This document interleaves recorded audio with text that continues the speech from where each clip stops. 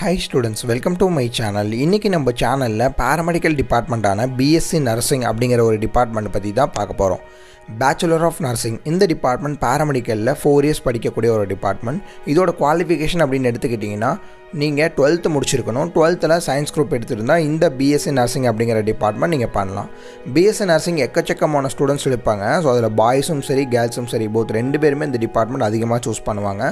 So தமிழ்நாட்டில் எத்தனை colleges BSc நர்சிங்க்கு அவைலபிளாக இருக்குது, கவர்மெண்ட் காலேஜஸில் போகணுன்னா என்ன கட் ஆஃப் வேணும், ப்ரைவேட் காலேஜஸ்க்கு போகணுன்னா என்ன கட் ஆஃப் இருக்கணும் அப்படிங்கிற பற்றி தான் இப்போ நம்ம ஃபுல் அண்ட் ஃபுல் பார்க்க போகிறோம். வீடியோ பார்க்குறதுக்கு முன்னாடி நீங்கள் கவர்மெண்ட்டில் கவுன்சிலிங்காக வெயிட் பண்ணிட்டு இருந்தீங்க அப்படின்னா மறக்காமல் நம்மளோட சேனலை சப்ஸ்கிரைப் பண்ணி வச்சுக்கோங்க. BSc நர்சிங் இந்த டிபார்ட்மெண்ட் 4 வருஷம் படிக்கணும் அப்படிங்கிறது நிறைய பேருக்கு தெரியும். ஸோ இந்த டிபார்ட்மெண்ட்டுக்கு உண்மையாகவே ஸ்கோப் இருக்கா இல்லையா, இந்த டிபார்ட்மெண்ட் எப்போலேருந்து ஸ்டார்ட் பண்ணாங்க அப்படிங்கிற முதற்கொண்டு இப்போ நம்ம பார்க்க போகிறோம். ஸோ BSc நர்சிங் அப்படிங்கிற டிபார்ட்மெண்ட் ரொம்ப வருஷத்துக்கு முன்னாடி ஸ்டார்ட் பண்ண ஒரு டிபார்ட்மெண்ட். பாராமெடிக்கல் டிபார்ட்மெண்ட்லாம் வரதுக்கு முன்னாடியே இந்த BSc நர்சிங் அப்படிங்கிற டிபார்ட்மெண்ட் கொண்டு வந்துட்டாங்க. ஸோ இதில் வந்து பார்த்திங்கன்னா டிப்ளமோ GNM அப்படின்னு சொல்லுவாங்க, ANM அப்படின்னு சொல்லுவாங்க. இதுக்கு அடுத்து வந்து பார்த்திங்கன்னா BSc நர்சிங் அப்படிங்கிற ஒரு கேட்டகரி வந்துச்சு. இந்த BSc நர்சிங் 4 வருஷம் படிக்கக்கூடிய ஒரு பாராமெடிக்கல் டிபார்ட்மெண்ட், அதாவது துணை மருத்துவ படிப்புகள் அப்படின்னு சொல்லுவாங்க. ஸோ பாராமெடிக்கல்லாம் வரதுக்கு முன்னாடி இந்த BSc நர்சிங் அப்படிங்கிற டிபார்ட்மெண்ட் தான் இருந்துச்சு. பாராமெடிக்கலில் இப்போ பொசிஷன்ஸில் என்னென்ன பொசிஷன்ஸ்லாம் பண்ணுறாங்களோ இந்த எல்லா பொசிஷன்ஸுமே BSc நர்சிங் கம்ப்ளீட் பண்ணவங்க தான் பண்ணிகிட்டு இருந்தாங்க. அதுக்கப்புறம் ஒவ்வொரு டிபார்ட்மெண்ட்டுக்கு தனியாக செப்பரேட்டாக ஒவ்வொரு கோர்சஸ் வந்து ஸ்டார்ட் பண்ணிட்டாங்க. அப்ராக்சிமேட்டாக பாராமெடிக்கல் கோர்ஸை ஸ்டார்ட் பண்ணி 8 to 9 இயர்ஸ் தான் ஆகும். பட் இந்த BSc நர்சிங் அப்படிங்கிறது ரொம்ப வருஷமாக இருக்கக்கூடிய ஒரு படிப்பு. BSc நர்சிங்க்கு ஏன் அதோட வேல்யூ கம்மியாகுது அப்படின்னா, BSc நர்சிங் வந்து பார்த்திங்கன்னா எக்கச்சக்கமான காலேஜஸில் இருக்குது. தமிழ்நாட்டுன்னு எடுத்துக்கிட்டிங்க அப்படின்னா நிறைய காலேஜில் அந்த BSc நர்சிங் வச்சுருக்காங்க. ஸோ சின்ன சின்ன காலேஜஸ் இருந்தால் கூட போதும் இந்த டிபார்ட்மெண்ட் வந்து தாராளமாக எடுத்துக்க முடியும். இந்த டிபார்ட்மெண்ட்டுக்கு மற்ற பாராமெடிக்கல் டிபார்ட்மெண்ட் மாதிரி ஓனாக ஹாஸ்பிட்டல் வேணும், அங்கேயே ட்ரைனிங் கொடுக்கணும் அப்படிங்கிற மாதிரி எந்த ஒரு அவசியமே கிடையாது. ஸோ நீங்கள் ஈஸியாக அப்ரூவல்ஸ் வாங்கி டேரெக்டாக நீங்கள் வந்து உங்கள் சிட்டியில் உள்ள GHஸ்க்கோ இல்லை ஏதாவது ஹாஸ்பிட்டல்ஸோட டைப்ஸ் வச்சு நீங்கள் தாராளமாக இந்த கோர்ஸை நடத்தலாம்.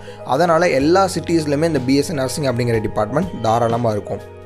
இந்த டிபார்ட்மெண்ட்டுக்கு ஒரு வருஷத்துக்கு சீட்ஸ் அப்படின்னு பார்த்தீங்கன்னா 40 சீட்ஸ்லேருந்து 50 சீட்ஸ் கிட்ட கவர்மெண்ட்டில் வாங்குவாங்க. ஸோ ஒவ்வொரு காலேஜஸ்ன்னு எடுக்கும்போது ஒரு சிலமான கேட்டகரி வந்து சேஞ்ச் ஆகும். BSc நர்சிங் தமிழ்நாட்டில் நீங்கள் பண்ணிங்கன்னா உண்மையாகவே ஸ்கோப் இருக்குமா இல்லையா அப்படின்னு கேட்டிங்கன்னா, BSc நர்சிங்க்கு ஸ்கோப் எப்பயுமே இருக்கும். லைஃப் லாங் இந்த டிபார்ட்மெண்ட்டுக்கு நல்ல ஸ்கோப் இருக்கும். பட் அதிகமான ஸ்டூடெண்ட்ஸ் எடுக்கிறதுனால உங்களுடைய சேலரி வைஸ் பார்க்கும்போது கொஞ்சம் கம்மியாகிறதுக்கான வாய்ப்புகள் வந்து ரொம்பவே அதிகமாக இருக்குது.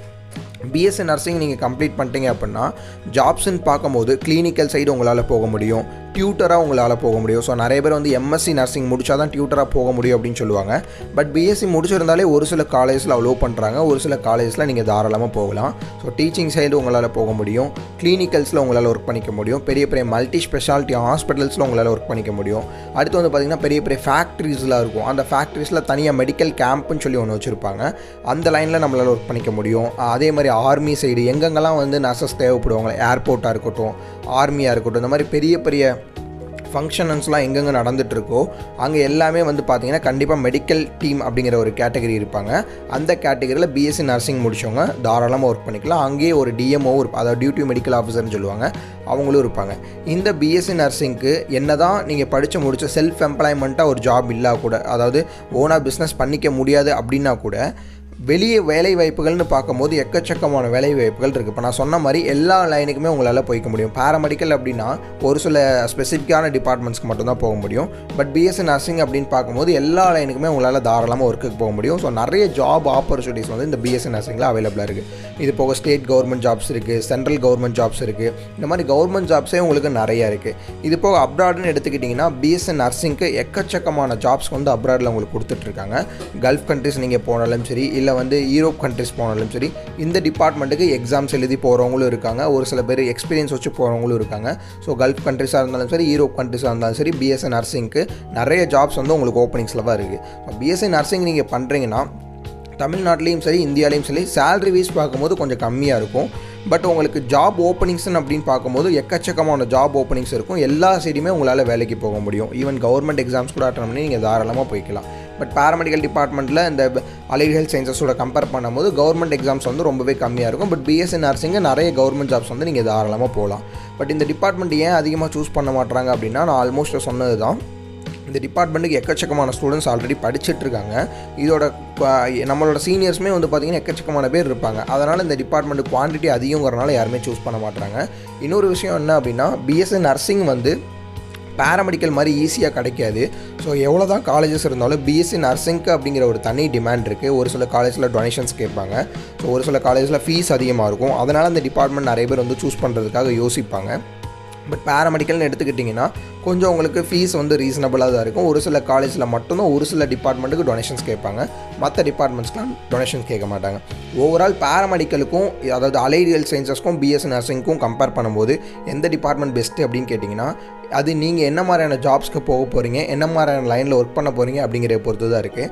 பிஎஸ்சி நர்சிங் கம்ப்ளீட் பண்ணவங்களும் பெரிய பெரிய பொசிஷன்ஸ்க்கெலாம் போயிருக்காங்க. அதே மாதிரி பிஎஸ்சியில் அலைடியல் சயின்சஸ் கம்ப்ளீட் பண்ணவங்களும் பெரிய பெரிய பொசிஷன்ஸ்லாம் போயிருக்காங்க. ஸோ என்ன லைன் நீங்கள் போக போகிறீங்க அப்படிங்கிறது உங்களுடைய கையில் தான் இருக்குது. என்ன டிபார்ட்மெண்ட் படிக்க போகிறீங்க அப்படிங்கிறது உங்களுடைய கையில் தான் இருக்குது.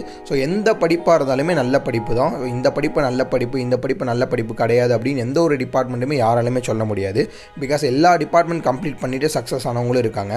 அதனால் நீங்கள் என்ன டிபார்ட்மெண்ட் சூஸ் பண்ண போகிறீங்க அப்படிங்கிறது உங்களுடைய கையில் இருக்குது. இந்த வீடியோ பார்த்துட்ருக்கோங்க பிஎஸ்சி நர்சிங் அப்படி இல்லை அப்படின்னா பேராமெடிக்கலில் தான் அட்மிஷன்ஸ் போட போகிறேன், எனக்கு பேராமெடிக்கல் ரொம்ப இன்ட்ரெஸ்டடாக இருக்குது அப்படின்னு ஆசைப்பட்டீங்கன்னா கீழே உள்ள நம்பருக்கு இப்போவே கால் பண்ணுங்கள். தமிழ்நாட்டில் பிஎஸ்சி நர்சிங் ரொம்பவே டிமாண்ட் அப்படிங்கிறது நிறைய பேருக்கு தெரியும்.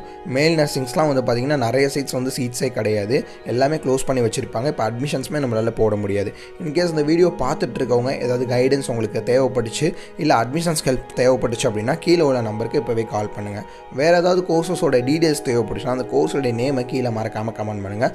உங்கள் ஃப்ரெண்ட்ஸ் அண்ட் ரிலேட்டிவ்ஸில் யாராவது பிஎஸ்சி நர்சிங் இல்லை பேராமெடிக்கல் படிக்க போகிறவங்க இருந்தாங்க அப்படின்னா அவங்களுக்கு மறக்காமல் இதை ஷேர் பண்ணுங்கள். நெக்ஸ்ட் வீடியோவில் இதோட சூப்பரான அப்டேட்டோட பார்க்கலாம். தேங்க்யூ.